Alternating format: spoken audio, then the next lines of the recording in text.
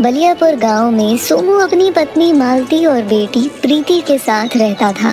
उनके पास उनका एक बैल बादल भी था, जिसकी मदद से वो खेती करते थे। लो और खाओ, जी भर कर खाओ। आखिर तुम ही हो जिसकी वजह से आज हम लोग 2 वक्त का खाना खा पाते हैं। खाओ मेरे बच्चे। सोमू बादल को अपने बच्चे की तरह प्यार दुलार किया करता था। दोपहर में सोनू अपनी बीवी से, अरे ओ भाग्यवान, सुनती हो? जी हाँ आई। क्या हुआ? मैं बादल को नहलाने तालाब पर लेकर जा रहा हूँ और आते वक्त खेत से होता आऊंगा कि फसल कैसी हो रखी है। ठीक है? ठीक है, ठीक है। आपको तो बस अपने बादल के साथ समय बिताने का बहाना चाहिए। उसके बाद सोमू बादल को लेकर तालाब पर जाता है और उसे बड़ी अच्छी तरह से नहलाता है। मेरा सुखी परिवार जिसका है आधार, तू मेरे बादल यार, हाँ तू मेरे बादल यार। बादल बूढ़ा होने के बावजूद सोमू के साथ मस्ती में झूमता रहता है। उसके बाद सोमू बादल को लेकर खेतों में से होता हुआ घर आ रहा था। तभी रास्ते में उसे गांव का एक आदमी मिलता है। अरे सोमू भाई, क्या बात है भाई? बुढ़ापे में भी बादल की चमक तो बढ़ती जा रही है। इस बार की प्रतियोगिता की तैयारी हो रही क्या है? अरे कैसी बातें करते हो भाई। वो वक्त गया जब बादल के सामने कोई बैल टिकता नहीं था, लेकिन अब मेरा बादल बूढ़ा हो चुका है। मैं उसे प्रतियोगिता में नहीं भाई, ऐसा नहीं है सोमू भाई। बादल में अभी भी कोई कमी नहीं है। हाँ? बाकी देख लो, तुम्हारा अपना विचार है। सुझाव के लिए धन्यवाद भाई। माफ करना, देरी हो रही है, मैं चलता हूँ। अगली सुबह सोमू शहर जा रहा था। तभी उसकी पत्नी ने उसे रोका। सुनिए जी, मैं कह रही थी कि आप जाते जाते बादल को भी ले जाइए। मैं इतनी गर्मी में बादल को ले जाकर क्या करूँगा? बेचारा परेशान होगा। देखिए, अब बादल बूढ़ा हो गया है और ये हमारे किसी काम का नहीं। अब ये खेतों में काम नहीं कर सकता है। तुम पागल हो गई हो क्या? कैसी कैसी बातें कर रही हो? मैं सही कह रही हूँ। हम अपने खर्चे की पूर्ति ही जैसे तैसे कर पाते हैं। अब बादल का खर्चा बिना कमाए कैसे उठाएंगे? तुम जानती भी हो कि बादल ने कितनी खराब परिस्थिति में हमारा काम किया है। आप मेरी बात मानिए और इस बूढ़े बैल को बाजार में कसाई के यहाँ बेच आइए, क्योंकि अब हम इस बैल को नहीं पाल पाएंगे। हमने बैल को कभी नहीं पाला, बल्कि बैल ने सदा से हमारा परिवार पाला है। मुझे बैल से कोई परेशानी नहीं है, लेकिन मैं भी हमारी हालत को ध्यान में रखकर बोल रही हूँ।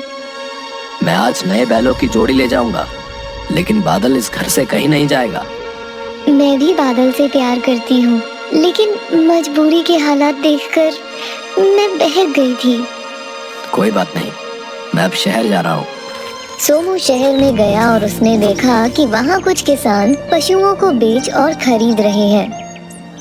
अरे ये भी सही है, सभी लोग मुझे जल्दी मिल गए हैं। अब यहाँ से एक सुंदर सी बैलों की जोड़ी खरीद कर घर ले जाऊंगा। मालती बहुत खुश होगी। सोमू व्यापारी महकार के पास गया। आइए आइए सोमू, और क्या हाल है? जी भैया, आपकी कृपा है। मैं एक बैलों की जोड़ी लेने आया हूँ। बैलों की जोड़ी तो मैं तुम्हें दे दूंगा, चाहे एक की जगह 2 ले जाओ, लेकिन बदले में मुझे बादल चाहिए भैया। बादल? वो अब किसी काम का नहीं है। वो तुम्हारे खेतों में काम नहीं कर पाएगा। अरे भैया, सभी चीजों की जिम्मेदारी मेरी है, तुम सिर्फ बादल दे दो। मैं बादल को बेचना नहीं चाहता, और वैसे भी उसे अब कोई नहीं खरीदेगा।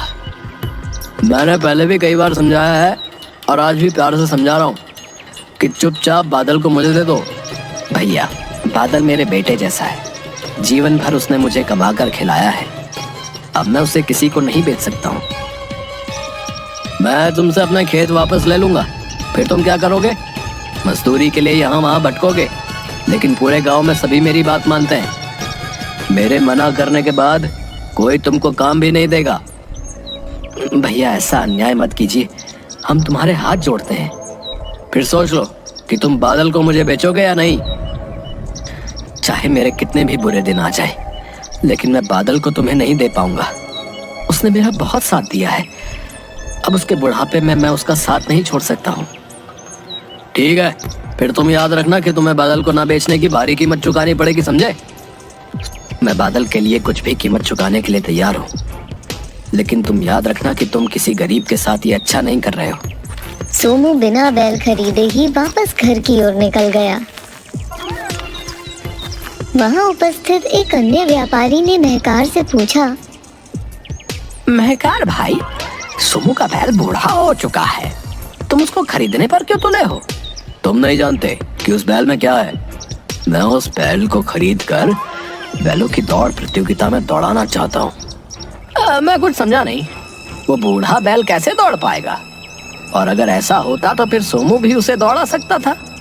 सोमू ने बहुत कोशिश की, लेकिन मैंने उसे हर बार प्रतियोगिता में हिस्सा लेने से रुकवा दिया है, और अब उसको खुद ही बादल पर भरोसा नहीं है, जबकि मुझे उस पर पूरा भरोसा है। अब आगे क्या करोगे? 2 दिन बाद बैलों की दौड़ प्रतियोगिता है। बादल बहुत सुंदर है, आधे से ज्यादा लोग तो उसकी सुंदरता पर ही पैसे लगा देंगे। मैं एक दिन में बहुत सारे पैसे कमा लूंगा, और फिर ये संख्या बढ़ती जाएगी, क्योंकि मैं आखिर तक पैसे कमाऊंगा। हाँ सही है, मेरे हाथ अब सोने का बैल लग गया है, सोना ही सोना होगा। दोनों खिलखिलाकर हंसते हैं। अगले दिन सोमू और मालती दोनों उदास बैठे थे। तुम बिना सोचे समझे फैसले ले लेते हो। मैंने पहले ही कहा था कि इसको बेच दो। ये हमारा भाग्य है कि कोई स्वयं चलकर इस बूढ़े बैल को खरीदने आ रहा है। अब तुम भी मेरी बात नहीं समझ रही हो। मैं सारी बात समझती हूँ। मेरे लिए भी बादल बहुत प्यारा है, और उसके अलावा हमारा कोई नहीं है। लेकिन महकार बहुत खतरनाक व्यक्ति है, हम उसका सामना कभी नहीं कर पाएंगे। हाँ, मैं भी यही सोच रहा हूँ। महकार जो बोलता है वो करता है। अब वो बादल को हमारे साथ नहीं रहने देगा।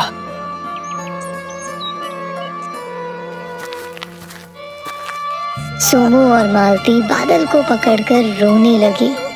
सोमू उसको पकड़कर चूमता है और फिर रोता है। वो दुष्ट तुम्हें लेने आता होगा। मैं तुम्हें नहीं बचा पा रहा हूँ मेरे बच्चे। मैंने बहुत कोशिश की, लेकिन इस दुष्ट से तुमको नहीं बचा पाया, क्योंकि उसके सामने मैं कमजोर हो गया। हमें क्षमा कर देना बादल। अब तुमको दुष्ट से बचाना बहुत मुश्किल है।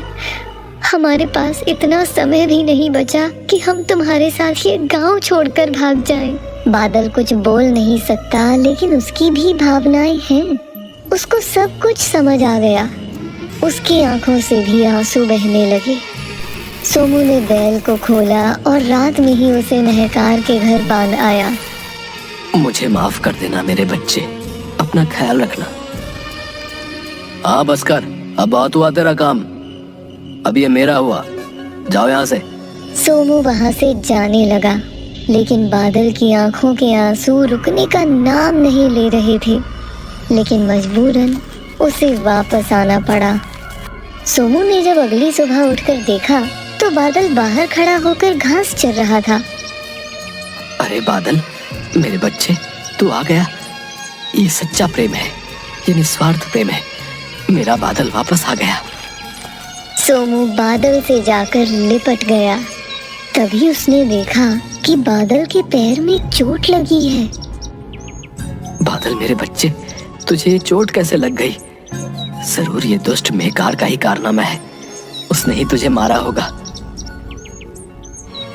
महकार के कारण सोमू और मालती की जिंदगी में सब कुछ खत्म हो गया था। अब उनके घर में रोटी भी नहीं बची थी।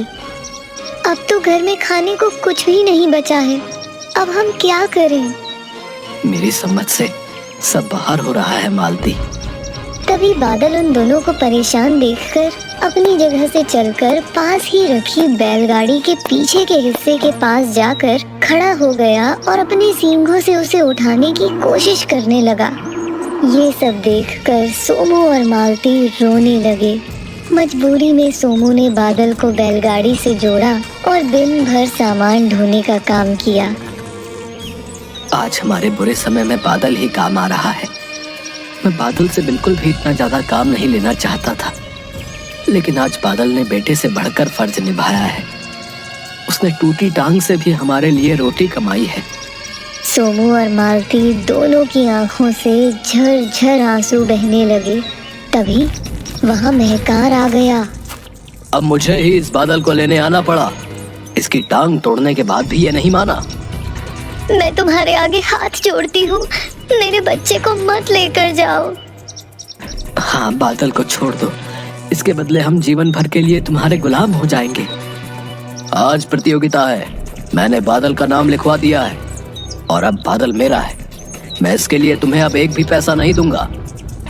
तुम मुझे मार दो और बादल को ले जाओ, क्योंकि मैं अपने जीते जी बादल को नहीं ले जाने दूंगा। देखो, मुझे बहुत देर हो रही है, इसलिए जाने दो, नहीं तो अच्छा नहीं होगा। मैं सच में तुम्हें मार दूंगा। महकार ने सोमू को धक्का मारा और बादल के गले में बंधी रस्सी को हाथ में फंसाकर चलने लगा। सोमू और मालती दोनों जोर जोर से रो रहे थे। बादल भी आगे कदम नहीं बढ़ा रहा था। महकार उसे जबरदस्ती अपनी ओर खींचकर आगे ले जाना चाहता था। मुझे जल्दी से प्रतियोगिता में पहुंचना है और एक तू है कि चल ही नहीं रहा। बादल को बहुत क्रोध आया। वो बहुत तेज दौड़ने लगा। महकार का हाथ उसकी रस्सी में फंस चुका था, इसलिए महकार को भी उसके पीछे दौड़ना पड़ा। लेकिन ज्यादा दूर तक वो दौड़ नहीं पाया और नीचे गिर गया। लेकिन बादल नहीं रुका। उसने महकार को पूरे गांव में जमीन पर खदेड़ा। बादल रुक जा मेरे बच्चे, वो मर जाएगा, रुक जा। गांव के सभी लोग ये देख रहे थे और कुछ देर में ही महकार की तड़प तड़प कर मौत हो गई। सोमू और मालती भी वहां पहुंचे। बादल, तुझे ये नहीं करना चाहिए था, ये तूने गलत किया। बादल ने जो आज किया वो उसकी मजबूरी बन गई थी। बादल दोनों के पैरों से लिपट गया। मालती और सोमू ने भी उसको गले से पकड़ लिया और तीनों का प्रेम अश्रु बनकर बह गया। बुरे काम का नतीजा बुरा ही होता है।